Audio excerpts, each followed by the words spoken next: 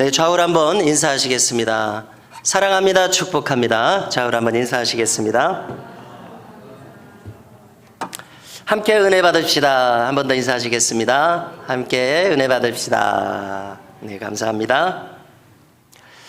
여러분, 세상의 모든 일들, 모든 목표에는 다 길이 있는 법입니다. 우리가 만일 서울을 가려고 한다면은, 제가 여기서 출발을 해보니까요, 순천 완주고속도로에 들어가서 익산 포항선을 타고 호남선에 들어갑니다. 그 다음에 논산 천안선을 타고 경부고속도로에 들어가면 이제 서울에 가게 됩니다.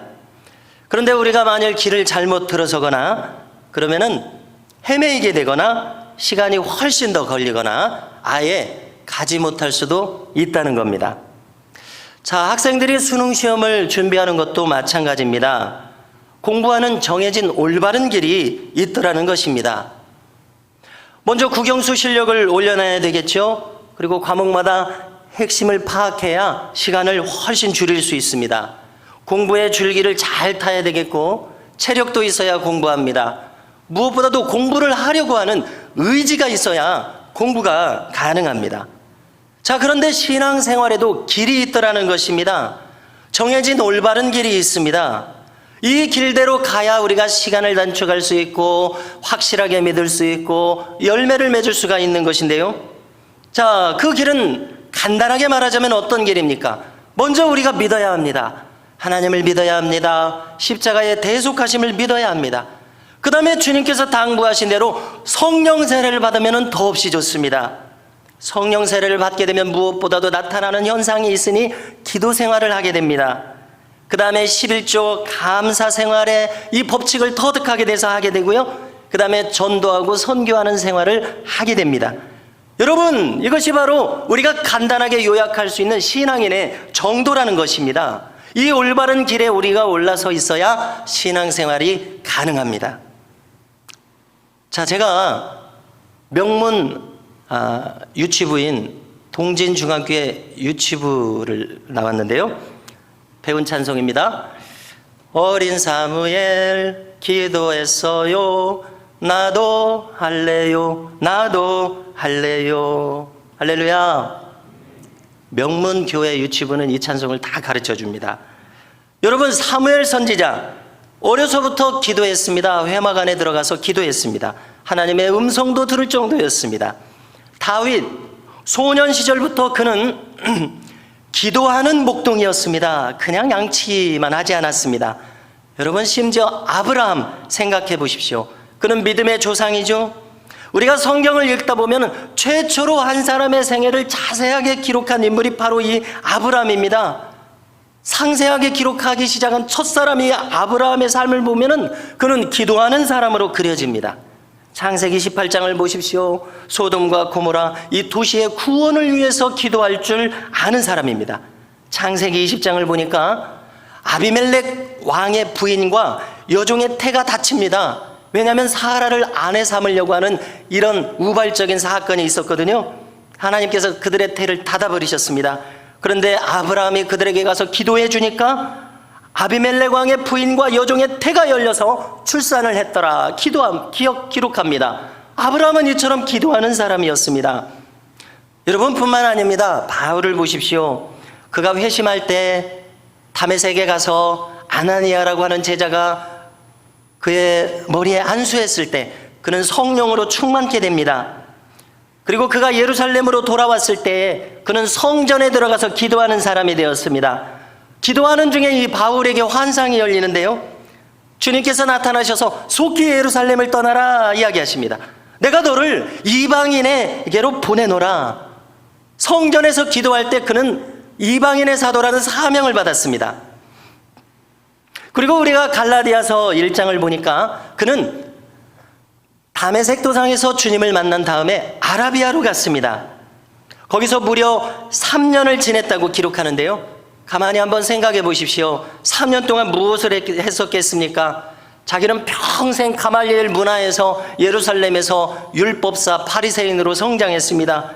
그런데 하루아침에 주님을 만났습니다. 이 모든 엄청난 사건이 도대체 무슨 의미일까?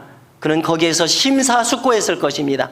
3년 동안 그는 구약 성경의 전문가 아닙니까? 구약 성경 어디에 이것을 가르치는지 그는 심사숙고하고 상고하며 기도하며 하나님의 뜻을 구했을 것입니다.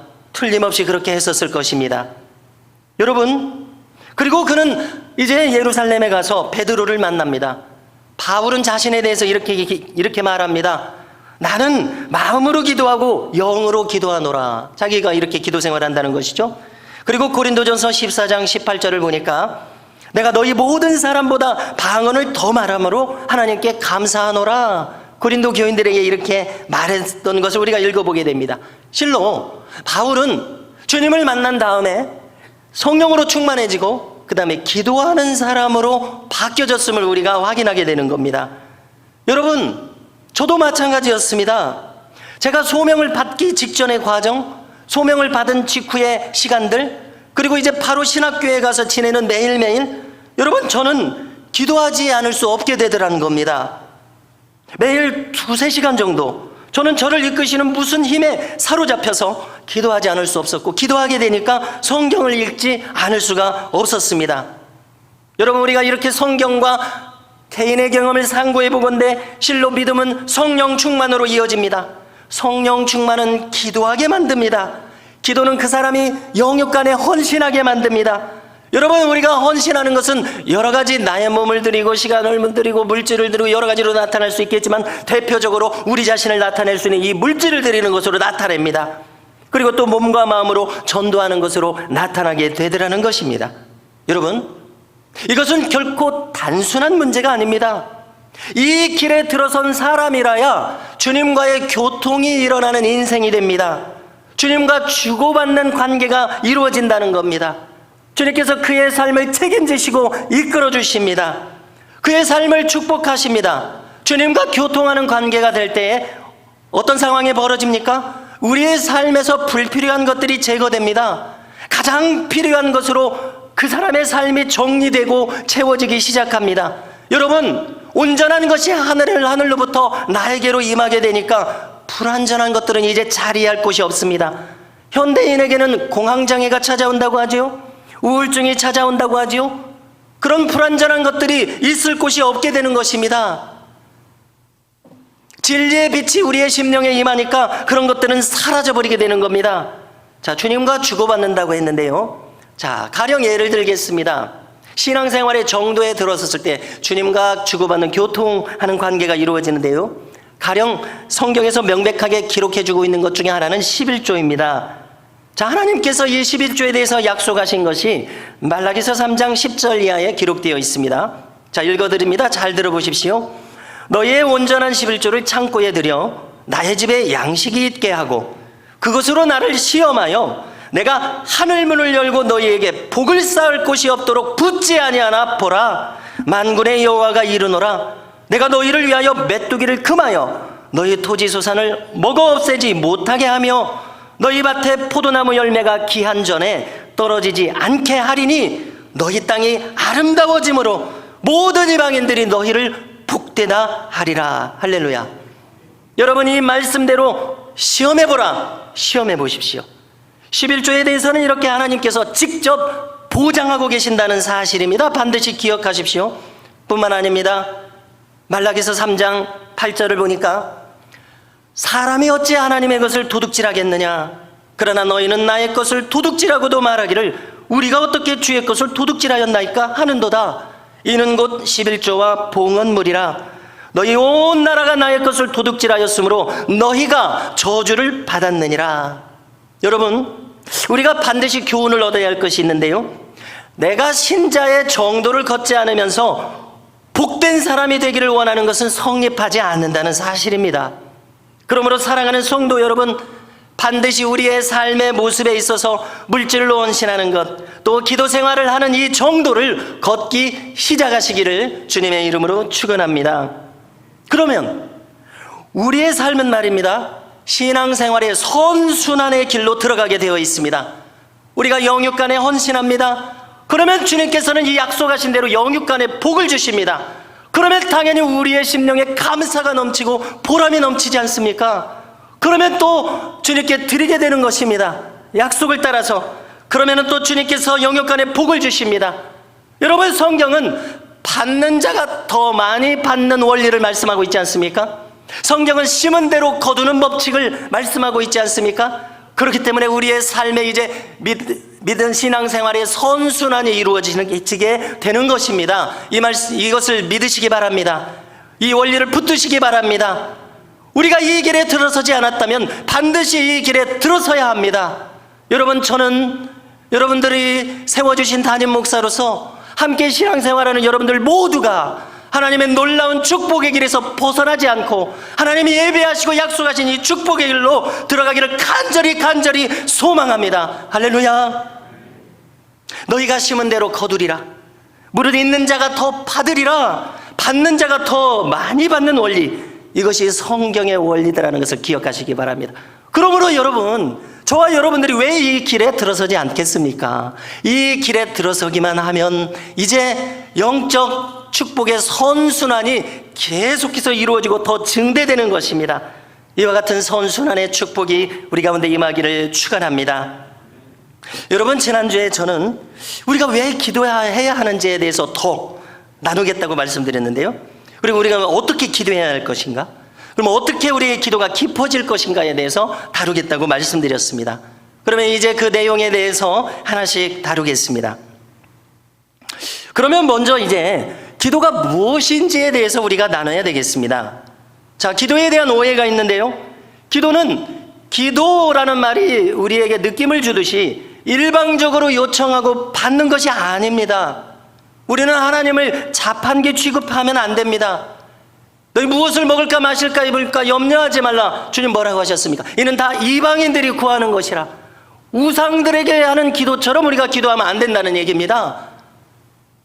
무엇을 주십시오 그리고 받고 이런 관계가 아닙니다. 지금 설정이 잘못되어 있습니다. 출발이 잘못되어 있습니다. 그렇게 구하는 것이 아닙니다. 기도는 무엇인가? 하나님과 소통하는 것입니다. 그러니까 기도라는 말을 쓰지 않고 교제라는 말을 쓰면은 성경에 의미하는 기도의 의미가 분명해집니다. 여러분, 기도는 일방통행이 아니고 기도는 소통이요 교제임을 기억하시기 바랍니다. 만일 우리가 기도하는 자리에 있어서 막 내가 하고 싶은 이야기를 하고 싶은 기도를 5분 했습니다. 10분 했습니다. 또 20분 했습니다. 그리고 벌떡 일어났습니다. 여러분, 이것은 지금 온전한 기도로 성립됐다고 말하기가 어렵다는 것입니다. 기도는 어떻게 해야 됩니까? 내가 무엇을 아랬습니다. 그러면 듣는 시간이 필요하다는 것입니다. 때로 내가 다른 기도를 하다가 1번 기도를 하고 2번 기도를 하다가 이제 하나님께서 어떤 감동을 나에게 주실 때가 있는 것입니다.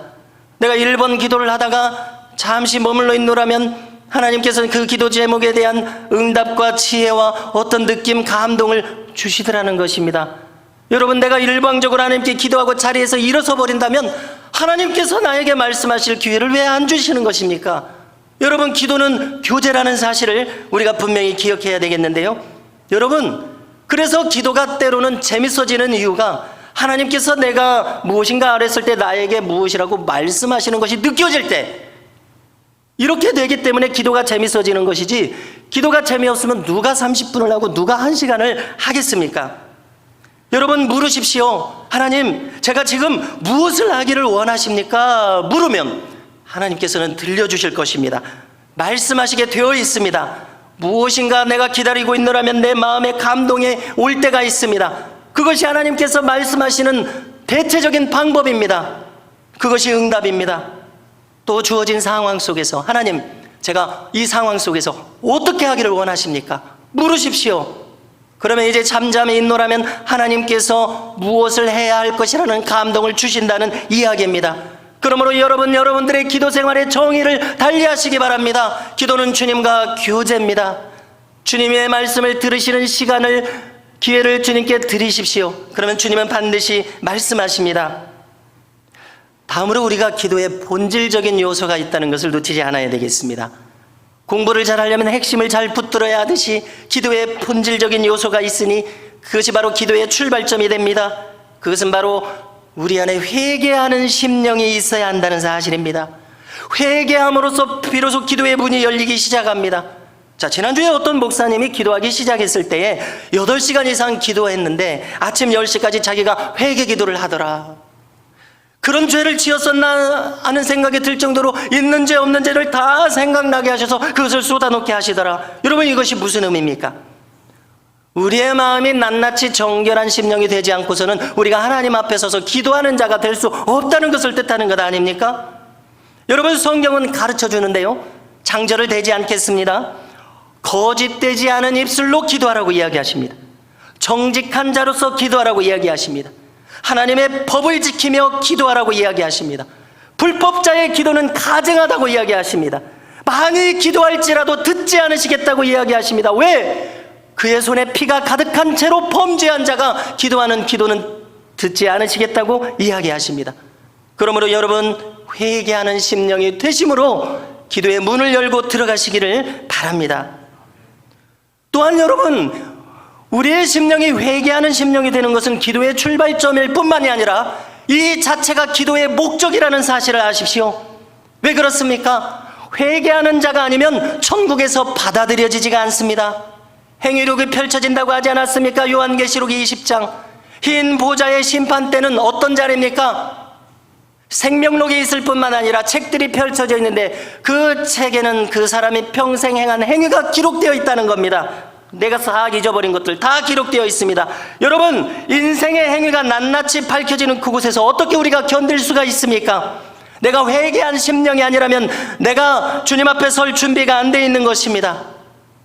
회개한 심령이라야 주님과 교제할 수 있습니다. 그의 영혼이 성장할 수 있습니다. 회개한 심령이라야 그가 겸손해지더라는 것입니다. 여러분, 남유다 왕국을 패망으로 이끌었던 우상 숭배자 므낫세 왕이 있습니다. 60년 동안이나 남유다 왕을 통치하면서 그런 온갖 우상을 다 들여왔고 심지어 성전 안에까지 우상을 들여왔습니다. 남유다를 망하게 한 원흉은 바로 이 므낫세 왕입니다. 여러분, 그런데 이 므낫세 왕, 우상 숭배자, 이 사람의 마지막이 어땠는지 아십니까? 우리가 역대하 33장 13절을 보니까 환난을 당했을 때, 그래서 적국에 사로잡혀 가서 왕위를 잃었을 때 비로소 그가 겸손해졌다고 이야기합니다. 비로소 그가 겸손해짐에 하나님께서 그의 기도를 들으셨다고 이야기합니다. 비로소 그가 여호와께서 하나님이심을 깨달았다고 합니다.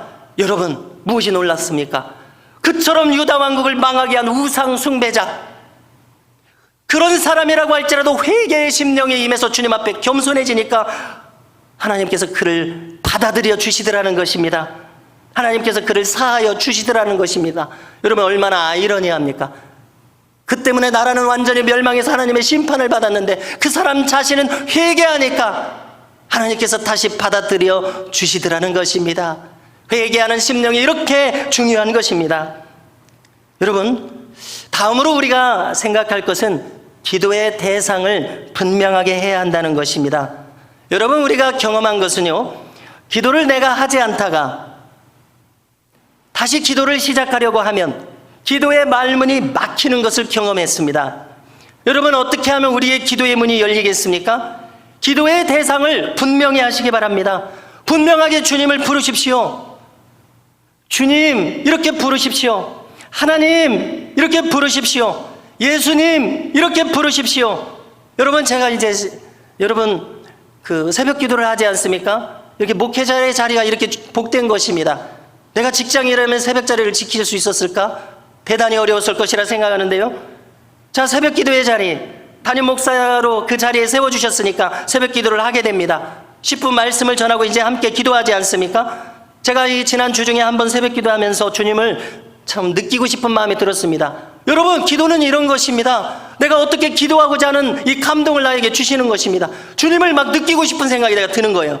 그래서 내가 주님을 막 불렀습니다. 주님, 주님, 주님, 주님. 10번, 20번, 50번이라도 부를 요량으로 주님을 제가 부르기 시작했습니다. 그런데 한 10번쯤 부르니까 갑자기 제 눈에 눈물이 핑 돌면서 주님께서 내가 너를 기다리고 있었노라, 내가 너를 지켜보고 있었노라, 와 같은 느낌이 저에게 들더라는 것입니다. 주님이 저를 기다리고 계셨네요. 주님이 저를 지켜보고 계셨네요. 제가 주님을 부르기를 원하고 계셨네요. 이런 느낌이 들더라는 것입니다. 여러분, 무엇입니까? 여러분도 해보시기 바랍니다. 한번 50번 정도 해볼 요량으로, 내가 한 100번 정도 주님을 진심으로 불러볼 요량으로 주님을 한번 진심으로 대상을 분명히 하고서 불러보시기 바랍니다. 그러면 반드시 주님은 대답하십니다. 내가 여기 있노라, 내가 너를 기다렸노라, 내가 너를 지켜보고 있노라. 주님은 반드시 반응하실 것입니다. 왜 바울에게만 그렇게 하시겠습니까? 왜 썬다싱에게만 그렇게 하시겠습니까?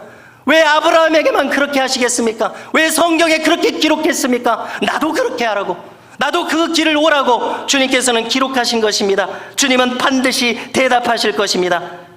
역대상 28장 9절인데요 다윗이 솔로몬에게 말합니다. 사랑하는 아들에게 뭐라고 말합니까? 유언과 같은 말입니다. 내가 만일 그를 찾으면 만날 것이요, 만일 내가 그를 버리면 그가 너를 영원히 버리시리라. 모세가 말합니다. 신명기 4장 29절입니다. 백성들에게 이제 결별설, 신명기면 이제 결별설교 아닙니까? 만일 마음을 다하고 뜻을 다하여 그를 찾으면 만나리라. 잠언 8장 17절입니다. 나를 사랑하는 자들이 나의 사랑을 입으며 나를 간절히 찾는 자가 나를 만날 것이니라. 할렐루야. 찾으시기 바랍니다. 그러면 만나주시리라는 이 약속의 말씀이 있지 않습니까? 여러분, 다음으로 우리가 생각할 것은 우리가 기도할 환경으로 들어와야 한다는 사실입니다. 여러분, 교회의 의미는 무엇입니까? 교회의 존재 가치는 무엇입니까? 주님 말씀하지 않으셨습니까? 이사야서를 인용하셔서 내 집은 만민이 기도하는 집이라. 여러분, 성도들이 함께 기도하는 것은 기도의 능력을 배가시키는 지름길이더라는 것입니다. 제가 동진중앙교회에서 기도할 때 나의 기도는 부르짖는 기도였습니다. 제가 신학과에 들어가서 기도실에서 기도할 때 많은 선후배들과 친구들, 또 나중에는 후배들 기도할 때 기도의 능력이 배가 되더라는 것입니다. 그런데 제가 군대에 들어가서 나 혼자 신앙생활하는 것처럼 되니까 나의 기도의 능력이 떨어지더라는 것입니다. 여러분, 함께 기도하는 것은 우리의 기도의 능력을 배가시킵니다. 기도를 배울 수 있는 지름길입니다. 함께 기도하는 것이. 그러므로 새벽 기도에 참여하도록 노력해 보시기 바랍니다. 젊은 직장인들이 새벽 기도 참여하는 것이 쉬운 일은 아니죠. 그래서 결단이 필요한 것이죠.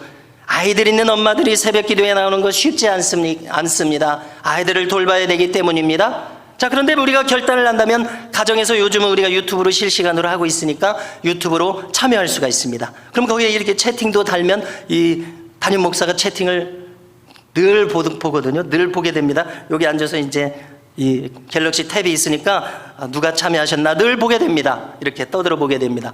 그러면 누가 아멘 이렇게 하십니다. 그러면 저의 마음이 또 뜨거워지는 것입니다. 이렇게 함께 기도하고 계시구나, 이렇게 반응하고 계시구나. 여러분, 한번 가정에서 유튜브로 참여해 보십시오. 제가 이렇게 대안을 말씀드려보는 것입니다. 또 하루 종일 실시간 영상이 유튜브에 떠 있습니다. 또 10분짜리 설교가 유튜브에다 올려놨습니다. 그러면 자신만의 시간에 말씀을 좀 들으면서 말씀을 1.5배, 2배로 하면 5분만 해도 들을 수 있습니다. 그러면 듣고 내 마음을 뜨겁게 한 다음에 기도하는 시간을 5분, 10분 한번 가져보십시오. 금요기도회에 참여해 보십시오. 보다 부르짖을 수 있는 기회가 조성됩니다. 다른 사람의 옆에서 통성으로 기도하고 또 어떤 분은 방언으로 기도하니까 나도 용기를 내서 함께 그 분위기에 묻혀서 기도하게 되는 겁니다. 나도 기도하는 힘을 받는 겁니다. 개인과 교회, 열방, 나라와 민족을 위해서 기도하니까 나의 기도의 지경이 확장됩니다. 원래 나의 그릇은 이만큼밖에 안 되는데 함께 넓은 기도를 하니까 나의 믿음도 넓어지는 것입니다. 내가 이렇게 양육이 되는 것입니다. 나의 기도의 범위가 성장하고 나 개인도 성장합니다. 여러분, 이렇게 교회 전체가 기도할 때 함께 기도하는 것은 내가 기도의 사람이 되게 하는데 지름길이라는 사실입니다. 여러분, 그래서 저는 이제 이번 달 향기라는 주제로 기도의 향연을 함께 올리시자는 말씀을 드렸을 때 이제 가을을 맞이하면서 온 교우가 함께 기도하는 공동체가 되면 어떻게 얼마나 좋을까 감동이 되었을 때 우리 장로님들과 상의해서 이제 가을 맞이 특별 새벽 기도회를 준비하게 되었습니다. 여러분, 이제 일주일 동안에도 새벽 기도가 이루어지지만 이제 일주일 지난 다음에 다음 한 주간은 가을 맞이 특별 새벽 기도를 하게 됩니다. 현장에 나와서 함께 기도하시면 더욱 좋겠고요. 상황이 어려우시면 유튜브로도 참여하시고 또 주간에도 참여하십시오. 이렇게 함께 기도하는 공동체로 가는 것이 우리 교회가 마땅히 가야 할 목표 중에 하나인 것을 여러분 유념하시기 바랍니다. 여러분 초반에 제가 거론한 것이 무엇입니까? 우리 믿음에도 정도가 있더라는 것입니다. 신앙생활이 마땅히 가야 할 길이 있습니다. 여러분, 그 길에 우리가 올라탈 때에 올바른 신앙생활이 이루어진다는 것입니다. 기도의 체질로 내 인생을 바꿔보면 어떻겠습니까? 어떻겠습니까? 정도가 아니라 사실 마땅히 우리가 그렇게 되어야 합니다. 여러분, 언제까지 우리가 신앙에 방황을 하겠습니까? 인생은 짧습니다. 향방 없이 허공을 치는 헛수고를 우리가 언제까지 해야 되겠습니까? 나에게 주어진 이 기회의 시간이 많지 않을 수도 있다는 것을 유념하시기 바랍니다. 여러분뿐만 아닙니다. 함께 기도할 뿐만이 아니라 개인 경건의 시간을 가지십시오. 기도할 때 무엇보다도 우리의 신앙 인격이 만들어집니다. 기도할 때 우리 인생의 길을 확실히 알 수 있습니다. 기도할 때 나의 인생의 질서가 잡힙니다. 하나님께서 멀게 느껴지고 하나님께서 응답하시지 않는 것처럼 느껴지는 이유는 분명합니다. 내가 그 길로 들어서지 않았기 때문입니다. 하나님께서 말씀하시는 것을 들을 수 있는 이 길로 들어오십시오. 기도의 시스템 안으로 들어오십시오. 기도의 체계 안으로 들어오십시오. 기도할 수 있는 상황 안으로 들어오시기를 축원합니다. 여러분, 성경은 기도하지 않는 결과가 있다고 이야기합니다. 예레미야서 10장 21절을 보니까 목자들은 어리석어 여호와를 찾지 아니하므로 형통하지 못하며 그 모든 양떼는 흩어졌도다 말씀합니다. 여러분, 여기 목자는 왕도 가리키고 제사장과 선지자들도 가리킵니다. 목자들이 왜 형통하지 못했다고 합니까? 여호와를 찾지 않았기 때문에 그들이 형통하지 않았습니다. 그래서 양들이 다 흩어져 버렸습니다. 여러분, 망하는 개인이 되고 싶으십니까? 하나님을 찾지 마십시오. 그러나 반대로 형통한 개인이 되고 싶으십니까? 하나님을 찾으십시오. 기도하는 사람이 되시기를 축원합니다. 또 우리가 야고보서 4장 2절을 보니까 너희가 얻지 못하면 구하지 아니하며 라고 하십니다. 무슨 뜻입니까? 내가 줄 준비가 되어 있노라. 내가 너희들에게 줄 축복이 예비되어 있노라. 왜 구하지 않는 것이냐? 여러분, 우리가 하나님의 복을 받지 못하는 이유 중에 하나가 구하지 않았기 때문에 받지 못하고 있다고 이야기하십니다. 구할 줄을 몰랐기 때문에 구하지 않은 것이죠. 여러분, 얼마나 안타까운 것입니까? 여러분, 이것이 바로 우리가 기도할 필요성입니다. 하나님께서 주실 준비가 되어 있습니다. 그렇기 때문에 구하라고 이야기하십니다. 나를 고쳐주시라고 구하십시오. 나의 가정을 축복해 주시라고 구하십시오. 우리 교회를 축복해 주시라고 구하십시오. 나에게 이런 필요가 있다고 아뢰십시오. 그러면 주님께서는 들으시겠다고 합니다. 주시겠다고 합니다. 여러분, 붙드실 수 있기를 바랍니다. 여러분, 또한 성경은 무수히 많은 곳에서 우리가 기도할 마땅한 자세가 있다고 이야기합니다. 많은 내용이라서 장절을 대지 않겠습니다. 함께 들어보시기 바랍니다. 지금 나에게 주신 것, 내가 가진 것에 감사하면서 기도하라고 하십니다. 내 뜻대로가 아니라 아버지의 뜻대로 하옵소서, 이렇게 기도하라고 합니다. 용서하며 기도해야 한다고 합니다. 전심으로 기도하라고 합니다. 나를 모욕하는 자들을 위해서도 기도하라고 합니다. 그가 내 기도를 받기에 합당치 않으면 그 기도가 내 품으로 돌아온다고 이야기하십니다. 정신을 차리고 근신하여 기도하라고 합니다. 정결하게 기도하라고 합니다. 평생 기도하라고 합니다. 하나님의 법을 지키며 기도하라고 합니다. 응답하실 때까지 기도하라고 하십니다. 여러분, 야곱이 어떻게 기도했습니까? 야복강에서 자기를 제발 축복해 주시라고. 호세아서를 보니까 그는 울면서 기도했다고 말합니다. 나를 제발 축복해 주시라고. 여러분, 우리도 이렇게 기도해야 되지 않겠습니까? 나의 인생에 하나님의 축복이 필요치 않느냐는 말입니다. 하나님의 심정으로 기도하는 사람들도 있었습니다. 모세는 이끌던 이 백성들이 하나님 앞에 범죄하고 불평하고 하나님께 징계를 받고 있으니까 이 백성들을 사해달라고 기도하면서 그렇지 않으시려거든 자기 이름을 생명록에서 지워달라고 기도하는 이 심정까지 되었습니다. 시시로 그를 의지하고 마음을 토하라 말씀하십니다. 진실하게 간구하는 모든 자를 가까이 하시겠다고 이야기하십니다. 성령 안에서 기도하라고 이야기하십니다. 이처럼 어떻게 기도하라는 기도의 태도가 있습니다. 이 말씀들을 유념하시면서 이 말씀대로 기도하는 마땅한 나의 자세를 갖추시고 기도하실 수 있기를 바랍니다. 자, 어떤 목사님의 경험담을 나누겠습니다. 이 목사님이 한 번은 부흥회를 인도해달라는 초청을 받고서 서울 강남에 있는 어떤 교회를 이제 찾아가고 있었습니다. 자, 그런데 이제 고속도로를 사이에 두고 한편에는 이제 고층 빌딩이 즐비하고 고층 아파트가 즐비한 동네였습니다. 자, 그런데 이 고속도로를 사이에 두고 한쪽은 판잣집이 있고 허름한 동네입니다. 그런데 이 내비게이션이 안내하기를 허름한 동네로 들어가는 겁니다. 자, 무슨 숲이 있는 곳에 주택들이 있고 교회가 아담하게 있습니다. 부흥 강사로 오신 이 목사님이 이제 식사 대접을 하는 자리가 마련됐습니다. 자, 그런데 어떤 여집사님이 식사 대접을 하십니다. 그래서 목사님 사모님이 이제 소개를 하는 겁니다. 재정을 맡은 집사님이라고 이 젊은 여집사님을 소개합니다.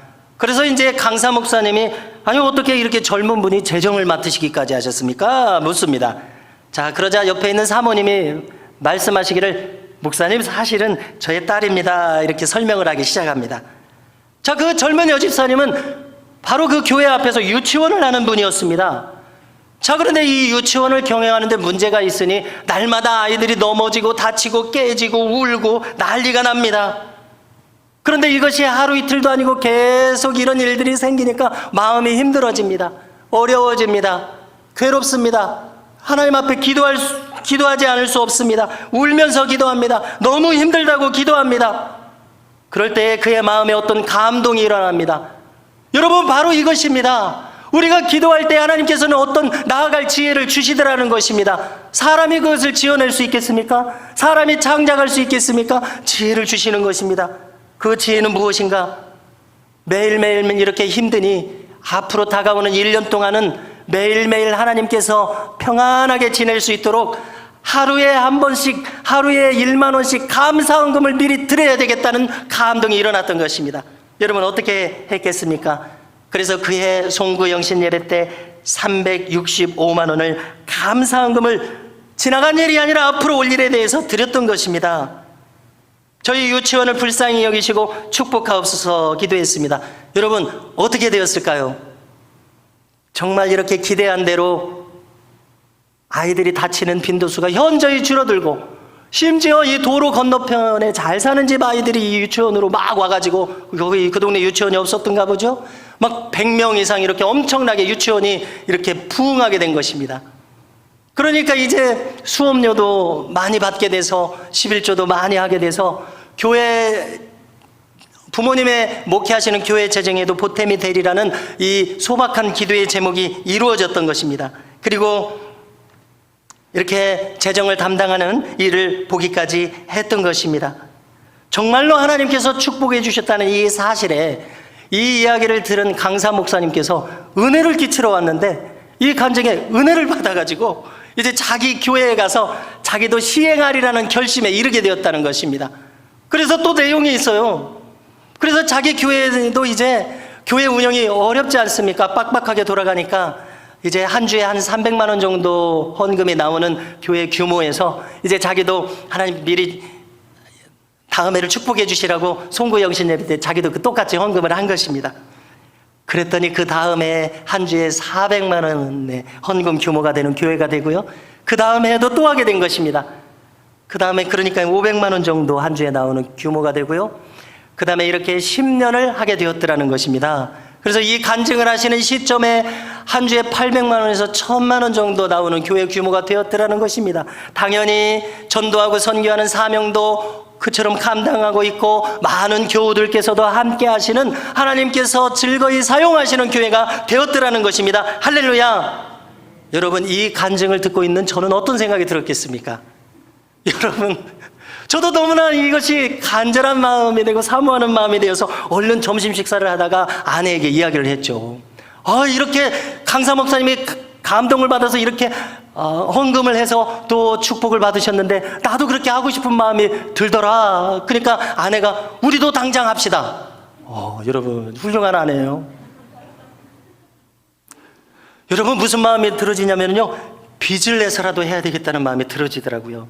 그래서 재정 담당 장로님은 올해 송구영신 예배가 지난 다음에 아니 목사님 그때 그렇게 설교하셨는데 헌금 안 하셨네요 라고 이야기하실 필요가 없습니다.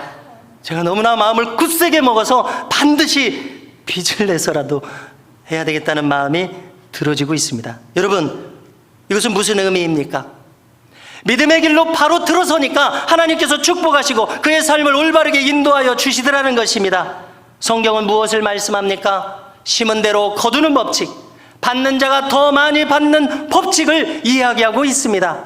저는 우리 모든 교우들께서 저를 비롯해서 우리 개인의 삶에서, 가정의 삶에서, 자녀손들의 삶에서, 우리 교회의 모든 삶에 있어서 하나님께서 축복하시는 길에 우리가 올라설 뿐 아니라 축복하시는 선순환이 우리의 온 삶의 교회 안에, 가정 안에 이루어질 수 있기를 주님의 이름으로 축원합니다.